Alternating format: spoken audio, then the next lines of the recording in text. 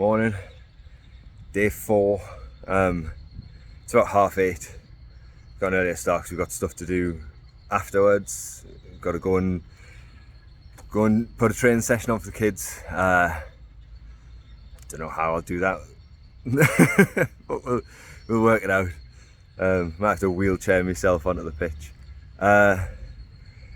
So the plan is down the coast again, over on the ferry, then up the coast to South Shields to like the Marsden area and back. So it's about 34 miles, and that will leave us with about 16 to do tomorrow, which will take us kind of from here down the coast, then in through like Ersden, Holystone and stuff to Maggie's. So it'll kind of be, we'll be on like 168 points something by the end of tomorrow, which is good. The board's a bit minging. It is vile. Walking's fun for what walking I can do.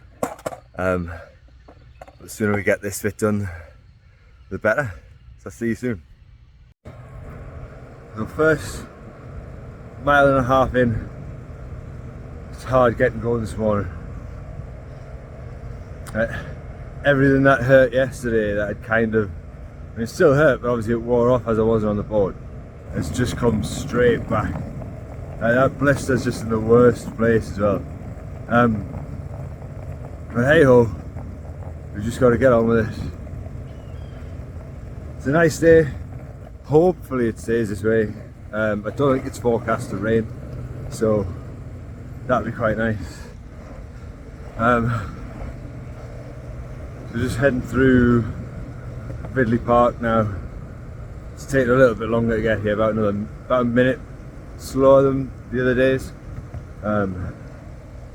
But hopefully once the legs warm up, we'll be alright.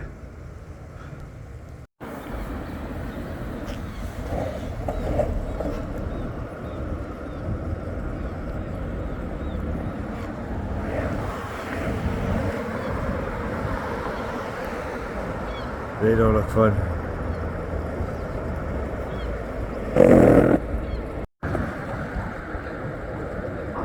But they're stood up, that's a good sign.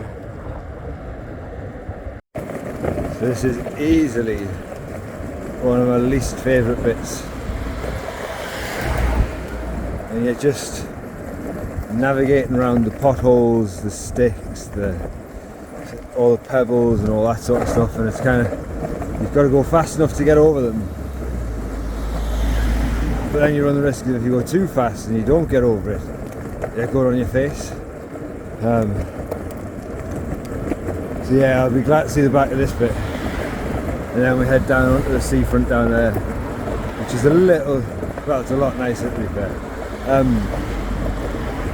So yeah, 6 miles in, just over an hour, we'll take that.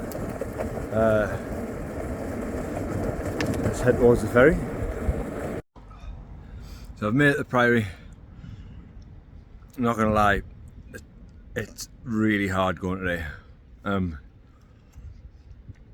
Coming along the seafront, it just felt like all of a sudden even the smooth ground had found new bumps, and the wind was kind of constantly in my face. I mean, I got to the Priory in like an hour and 45 minutes. I don't know how that compares to previous days, but in terms of how it felt, like it felt so much worse.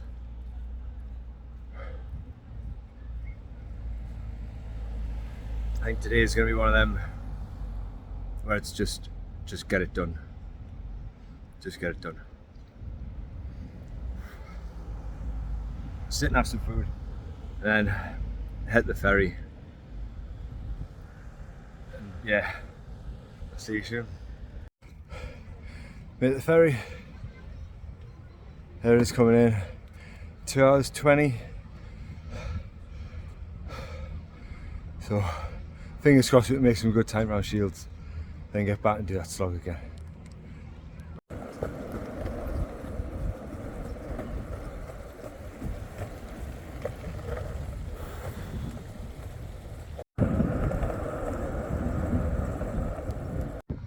That was close. So let it push, hit like a dodgy paving slab or stone or something. I went flying, so he pushed backwards with the board shot into the road, car coming, so I'm kind of running into the middle of the road to try and like get them to stop. Thankfully they did. It went over 2 lanes, like not a good look. So outside Gypsy's Green, it's just like a bit of a gravel running track on the coast.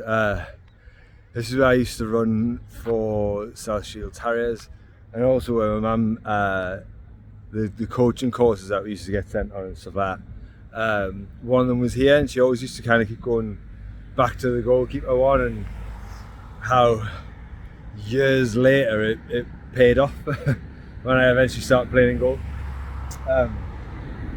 But the Harriers is where the Just Given handle comes from, so obviously the Leggett Glen bit. So I was running in Jarrow at Rumpton Stadium, and my mum had come to watch with Bob, and I was over the far side of the track. I don't know what event it was, it might be in the relay or something like that, but I was running down the back straight, and all I heard over absolutely everything was Bob, who was only tiny, shout, "Go on Glenn Leggett." And honestly, man, she was like a foghorn, but that's where it came from, just in case anybody wondered. Right, nearly halfway, going up Marsden Bank. It's an absolute killer.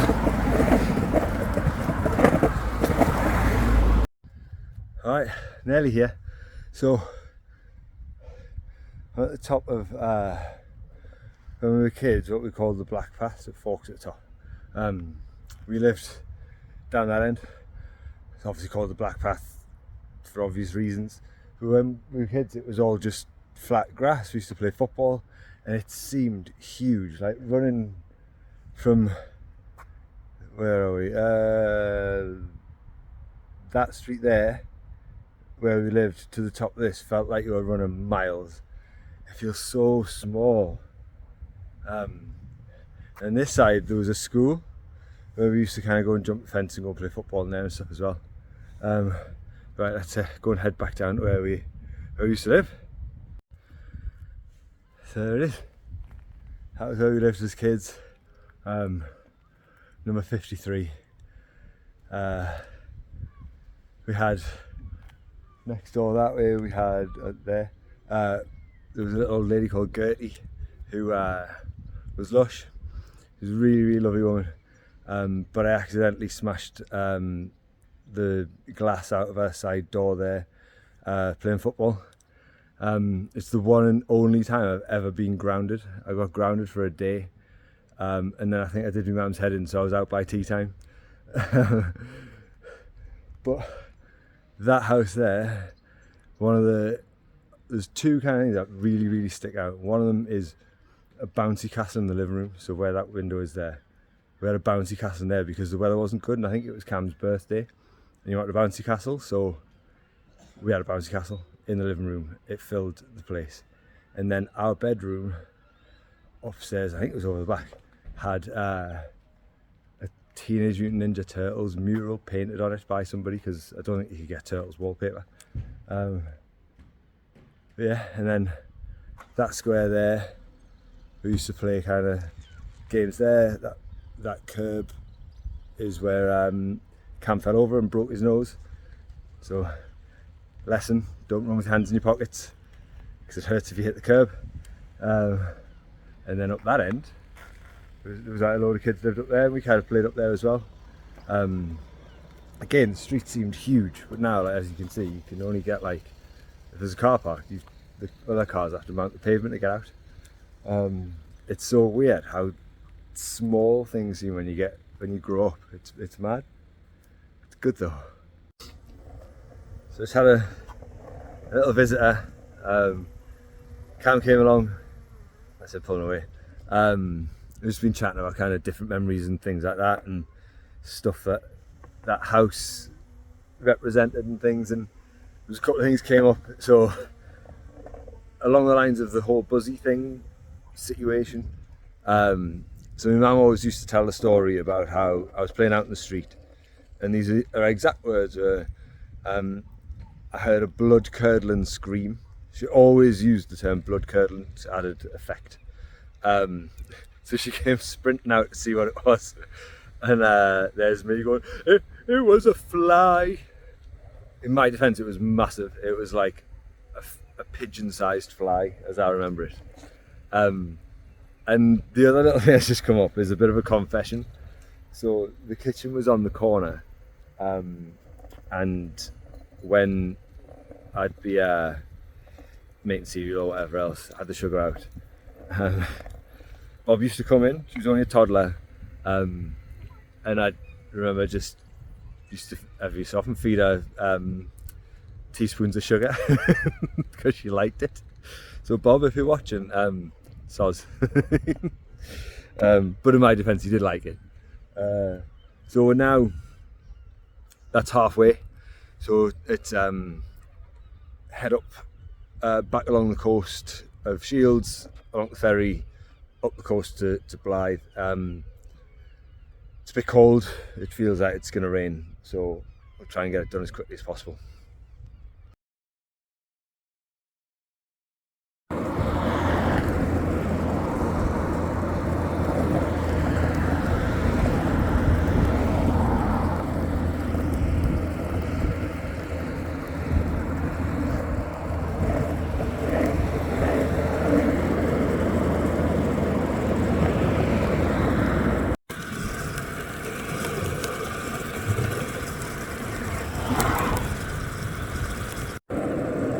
Be over there soon, hopefully.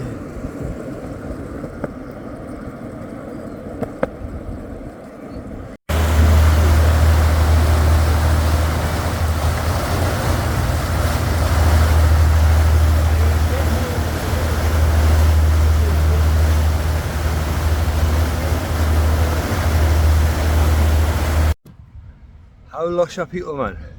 So on the ferry over at South Shields, I was sat there, and I was just sat kind of minding my own business. There was an older couple, and you know when you kind of like look up and you kind of make eye contact at the same time, and she just smiled and stuff, and then didn't think anything more of it.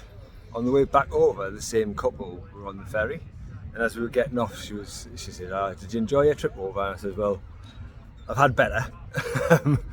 And just briefly explain what I was doing. Literally must have just said I was doing like 100 and however many miles over the course of the week.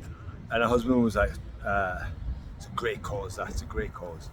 And then I was coming up the bank after the on the back of the ferry landing, like the walkway, and the guy stopped us. He's like, "Hang on a minute, Bonnie lad, I've got a £5 for your charity." And literally they just handed over a £5 out of my purse. Like, how lush, man. You know, you forget how nice people can be. Like, this week's definitely been an eye-opener. The fact that people are just willing to just hand over their money, having spoken to you for all of about 15 seconds. It's mad, and it's lush. And it always seems to come at the right time where you just need a little bit of a boost. So yeah, it's made me day. We're 22.5 miles in. We're at the bottom of Tanner's Bank, which is up there. It's horrible, I don't like it, but once we get to the top, it's kind of Priory's around the corner and then straight along the coast for home. So hoping to get there in decent time, but we'll see. That face you make when you're going uphill on a skateboard.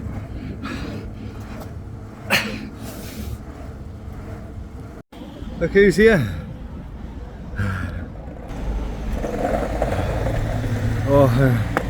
Oh, can't cheat, let's get it.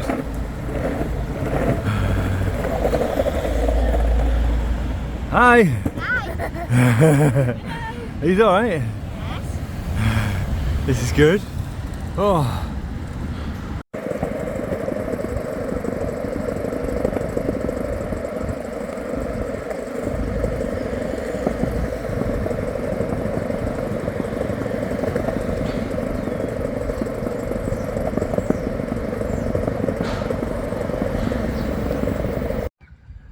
So behind me is one of my mum's favourite places to take the kids.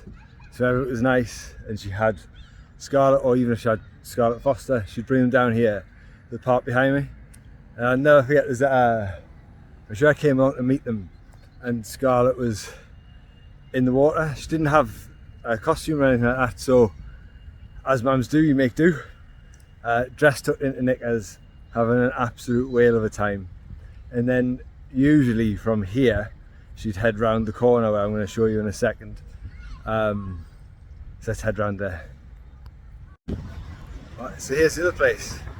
That ice cream place, it did have like a soft play upstairs. So she'd always bring them in there, they'd go hell for leather around the top. And then it would usually end up with bright blue tongues from bubblegum ice cream. So when you see if you're at the funeral, you'll have heard the poem that they wrote and they said, Nana's to give her a blue ice cream. That's where it came from. If you obviously weren't there but you're interested, the kids have a Just Given page. Theirs is in the Team Nana section, so you scroll further down. It's under my name, but it's for them. It'll be down the bottom, so just shared it. But the poem that they wrote, Summer Scarlett Foster, is in there if you want to have a little read as well. But they always say that's where we used to go with Nana. It was good. I remember many times sitting having a cup of tea while they went mental, and they loved it, and it's stuck with them ever since. It's good. So we're now in Whitley Bay. We've got to head along the coast. I'm going to nip into the Co-op, which is there, grab a drink and then head home. Final bit for today.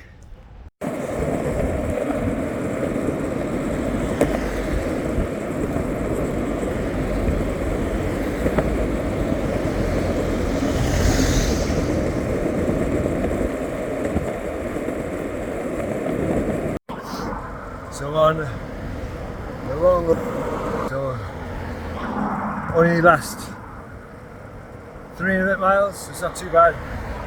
But just in case anybody's wondering, today's random song that was stuck in my head has been rocking all over the world by Status Quo. I haven't got a clue why. I haven't heard it recently, and it certainly hasn't reflected the mood of today.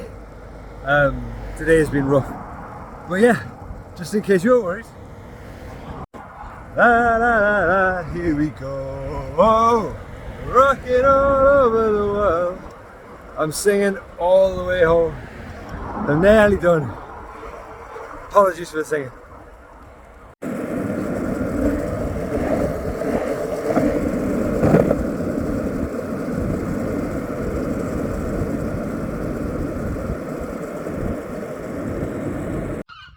Home. Day 4 is done. 34.5 miles it worked out, which leaves tomorrow with about 15. So hopefully it'll be dry. I treated myself on the way back along and put my headphones in. I've kind of not put them in because I need to kind of not get ran over by cyclists and stuff. So I didn't like not being able to hear, but it was quiet. So put it in, sang Status Quo all the way home for the last 3 miles. Sang it out loud as well. Oh well. Last bit tomorrow, probably going to set off about 10, and then the final destination is obviously Maggie's. So we'll be there, I'm hoping, about between 1 and 2 tomorrow. So pray for dry weather. See you in the morning.